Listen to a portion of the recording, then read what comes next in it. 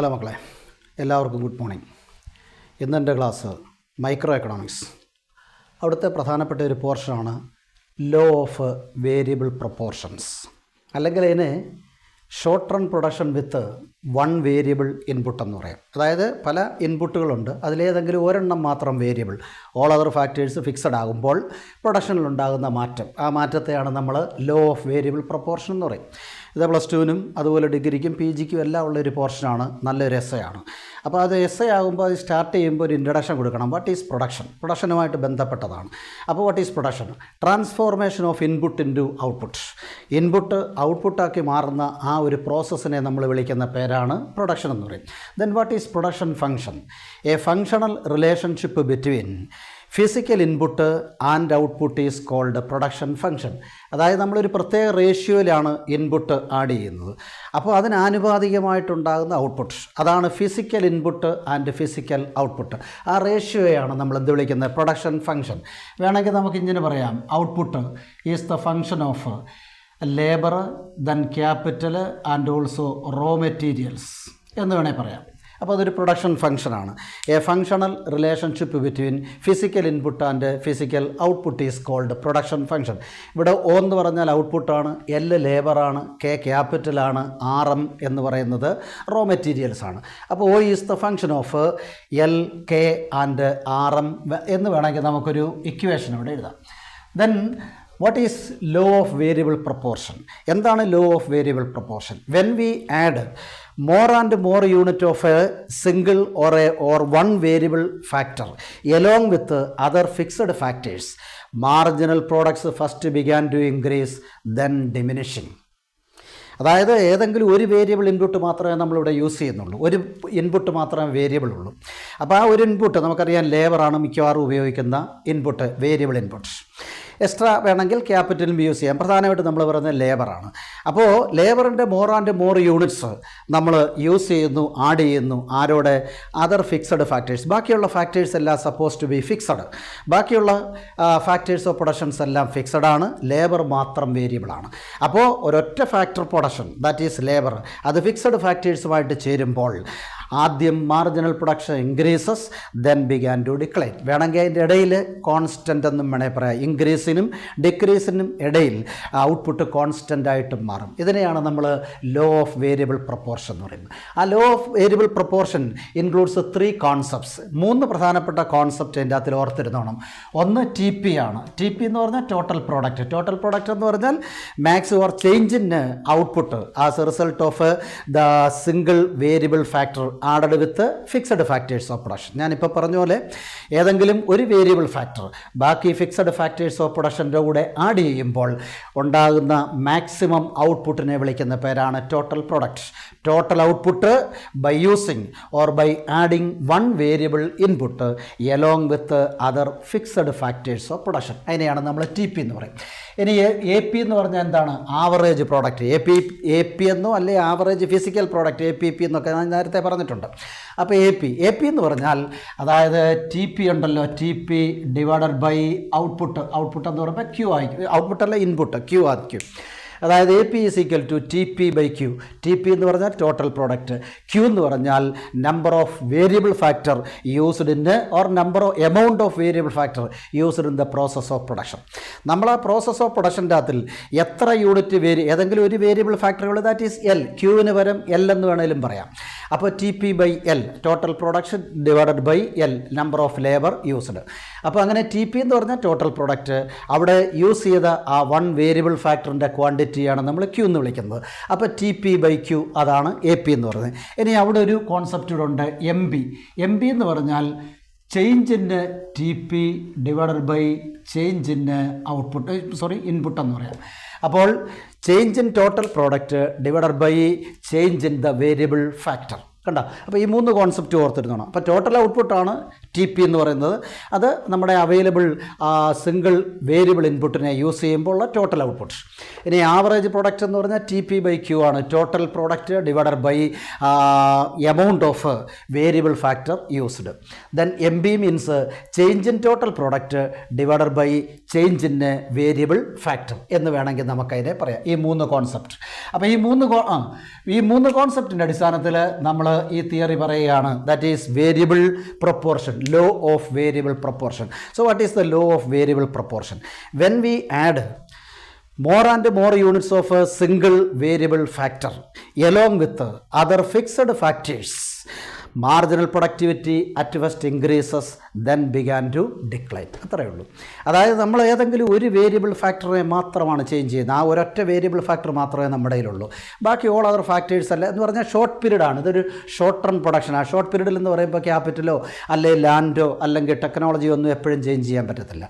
അപ്പോൾ ഷോർട്ട് പീരീഡിൽ ചേഞ്ച് ചെയ്യാവുന്ന ഏക ഫാക്ടർ എന്ന് പറയുന്നത് ലേബറാണ്. അപ്പോൾ more and more labour apply ചെയ്യുമ്പോൾ marginal productivity at first increases, then began to decline. അത്രയേ ഉള്ളൂ. അപ്പോൾ വൺ വേരിയബിൾ ഫാക്ടർ ആഡ് ചെയ്യുമ്പോൾ ആരുടെ കൂടെ ആഡ് ചെയ്യുന്നത്? All other fixed factors. അതിൻ്റെ കൂടെ ആഡ് ചെയ്യുമ്പോൾ marginal production first increases, then began to decline. അതാണ് മാർഷൽ പറയുന്നത്.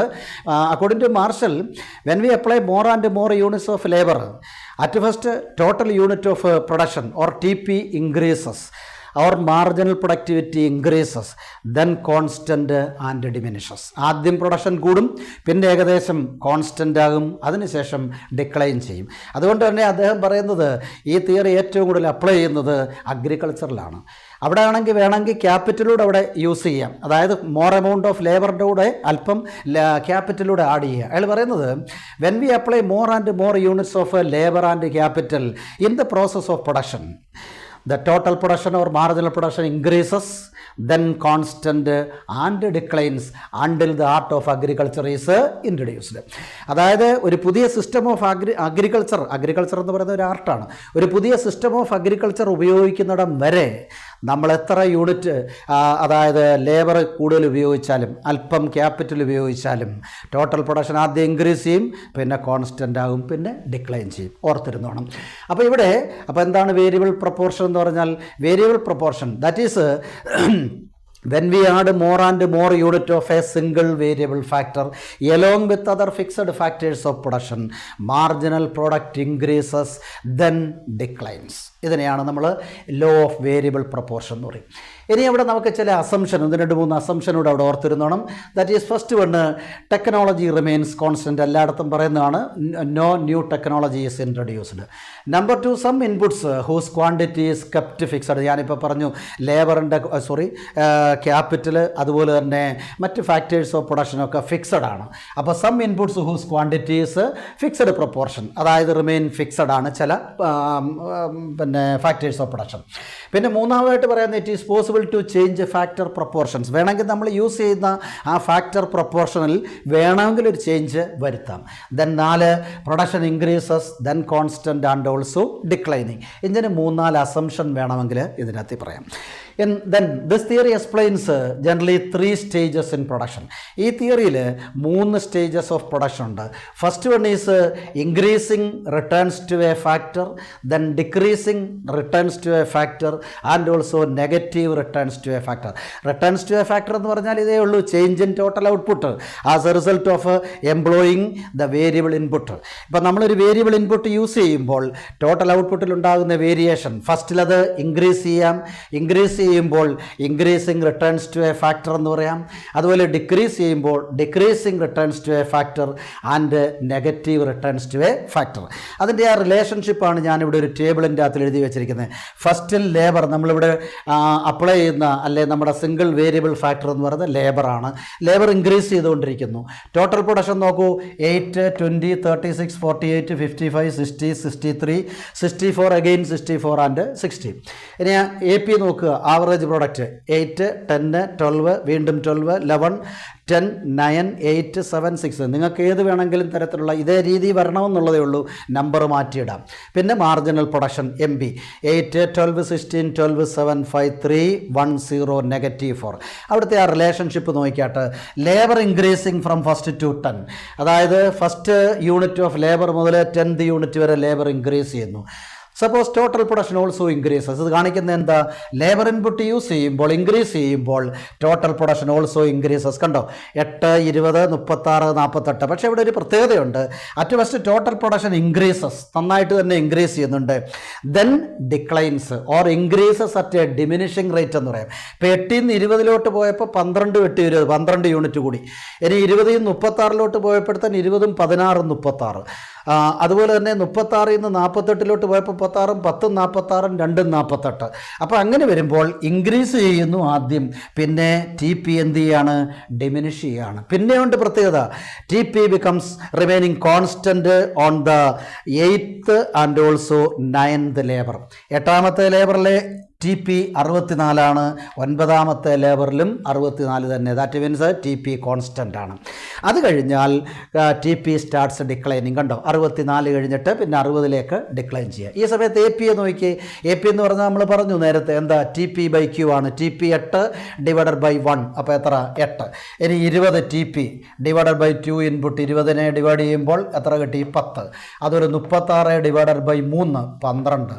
48നെ 4 കൊണ്ട് 12, 4, 48. കണ്ടോ, അപ്പോൾ അത് ഓർത്തോണം. എ പി കിട്ടാൻ നിങ്ങൾ എന്ത് ചെയ്താൽ മതി? T P A labour unit കൊണ്ട് ഡിവൈഡ് ചെയ്താൽ മതി.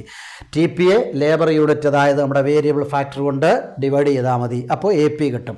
പിന്നെന്താണ് എം ബി എന്ന് പറയുന്നത്? എം ബി എന്ന് പറഞ്ഞാൽ ടോട്ടൽ ചേഞ്ച്, അല്ലെ ചേഞ്ച് ഇൻ ടി പി എന്ന് പറയാം. ടി പിയിലെ ചേഞ്ചിനെയാണ് നമ്മൾ എം ബി എന്ന് പറയുന്നത്. വളരെ നിസ്സാരം. ഇപ്പം ആദ്യത്തെ യൂണിറ്റ് സ്റ്റാർട്ട് ചെയ്യുമ്പോൾ എല്ലായിടത്തും സെയിം ആണ്, 8, 8, 8. അതങ്ങ് എഴുതി വെച്ചാൽ മതി. അല്ലെ ചുമ്മാ ഒരു ബ്ലാങ്ക് ഇട്ടാലും മതി. ആദ്യം മാറ്റമില്ല, കാരണം ആദ്യമായിട്ട് പ്രൊഡക്ഷൻ വരുമ്പോൾ നമുക്ക് മാറ്റം എത്ര ഉണ്ടെന്ന് അറിയത്തില്ല. 2ാമത്തെ ലേബർ മുതലാണ് നമ്മൾ മാറ്റം അറിയുന്നത്. നോക്കൂ, 2ാമത്തെ ലേബറിൻ്റെ ടി പി എത്ര? 20. ആദ്യത്തെ എത്ര? 8. 20 നിന്ന് 8 കുറച്ചാൽ എത്ര? 12. കണ്ടോ, അങ്ങനെയാണ് എം ബി കണ്ടുപിടിക്കുന്നത്. അപ്പോൾ എം ബി എന്ന് പറഞ്ഞാൽ ഡിഫറൻസ് ബിറ്റ്വീൻ ടി പി എന്ന് പറയാം. ഇപ്പോൾ അടുത്തത് 36. 36 നിന്ന് 20 കുറയ്ക്കുമ്പോൾ എത്ര? 16. അതുപോലെ 48 നിന്ന് 36 കുറച്ചപ്പോൾ 12. 55 നിന്ന് 48 കുറച്ചപ്പോൾ 7. അപ്പോൾ ഇങ്ങനെ ടി പിയിലെ ഡിഫറൻസ് ആണ് എം ബി. അപ്പോൾ ആ എം ബിയുടെ പ്രത്യേകത ഇനി നോക്കണം. M B increases first, then declines, then become 0 and also negative. ഇതാണ് എം ബിയുടെ പ്രത്യേകത. അപ്പോൾ എം ബി എന്ന് പറഞ്ഞാൽ ആദ്യം ഇൻക്രീസ് ചെയ്യുന്നുണ്ട്, അത് കഴിഞ്ഞിട്ട് പിന്നെ അത് 0 ആയിട്ട് മാറുന്നുണ്ട്, പിന്നെ നെഗറ്റീവായിട്ട് മാറുന്നുണ്ട്. അപ്പോൾ അതിൻ്റെ ആ ഇമ്പോർട്ടൻസ് അല്ലെങ്കിൽ ആ relationship between M B, A P, T P എല്ലാം കൂടെ ഒന്ന് ഓർത്തോണം. അപ്പോൾ as labour unit increases, T P increases first, then increases at a diminishing rate ആണ്. പിന്നെ ഇറ്റ് ബിക്കംസ് കോൺസ്റ്റൻ്റ് ആണ്. എ പി എന്ന് പറഞ്ഞാൽ increases and declining. A P യാതൊരു കാരണവശാലും 0 ആകുന്നില്ല, നെഗറ്റീവും ആകുന്നില്ല. നേരെ മറിച്ച് എം ബി ആണെങ്കിലോ increasing, then become 0 and also negative. 2 പ്രത്യേകതയുണ്ട്. എം ബി 0 ആകും, എം ബി നെഗറ്റീവ് ആകും. ഇനി നോക്കിയാൽ ടോട്ടൽ പ്രൊഡക്ഷൻ മാക്സിമം. നോക്കൂ, ടോട്ടൽ പ്രൊഡക്ഷൻ മാക്സിമം ആയത് എപ്പോഴാണ്? 64 ആണ്. ആ സമയത്ത് ഇവിടെ എം ബി എന്ന് പറഞ്ഞാൽ 0 ആണ്. ഓർത്തോണം, when total production is maximum M B becomes 0. Then total production starts declining. Total production decline ചെയ്യുന്നു. 64 നിന്ന് 60ലേക്ക് ഡിക്ലൈൻ ചെയ്യാൻ തുടങ്ങുമ്പോൾ എം ബി ബിക്കംസ് നെഗറ്റീവ്. ഇത്രയും കാര്യങ്ങൾ പ്രത്യേകം ഓർത്തിരുന്നോണം. അപ്പോൾ എന്തൊക്കെയാണ്? ടി പി ഇൻക്രീസ് ചെയ്യും, പിന്നെ ഇൻക്രീസ് ചെയ്യുന്ന ഡിമിനിഷിംഗ് റേറ്റിലായിരിക്കും, പിന്നെ ഡിക്ലൈൻ ചെയ്യും. എ പി ആണെങ്കിൽ ഇൻക്രീസ് ചെയ്യും, പിന്നെ ഡിക്ലൈൻ ചെയ്യും, never become 0 or negative. M B ആണെങ്കിൽ increasing, then declining, then it become 0 and also negative.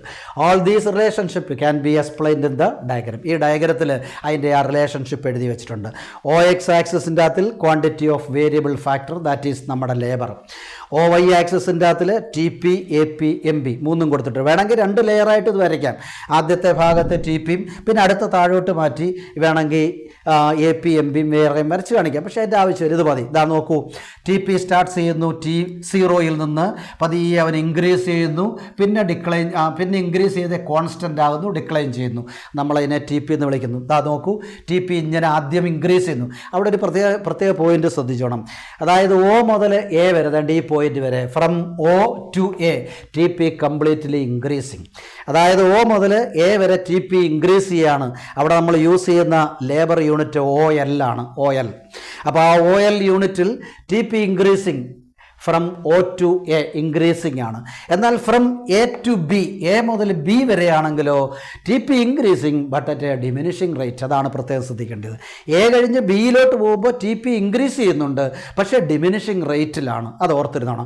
അപ്പോൾ അതുകൊണ്ട് തന്നെ ഒ മുതൽ എ വരെ മാക്സിമം ഇൻക്രീസ്, ആ എ കഴിഞ്ഞിട്ട് പിന്നെ ടി പി എന്ന് പറയുന്നത് ഡിമിനിഷിങ് റേറ്റിലാണ് പോകുന്നത്.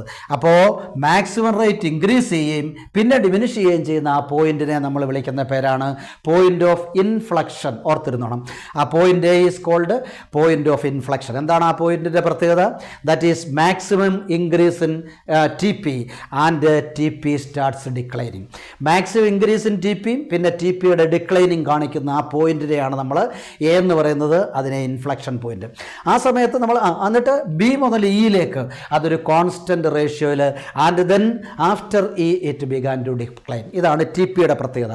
അപ്പോൾ ഫസ്റ്റിൽ complete increase A inflection point, then diminishing, that is increasing at a diminishing rate, that is B lot.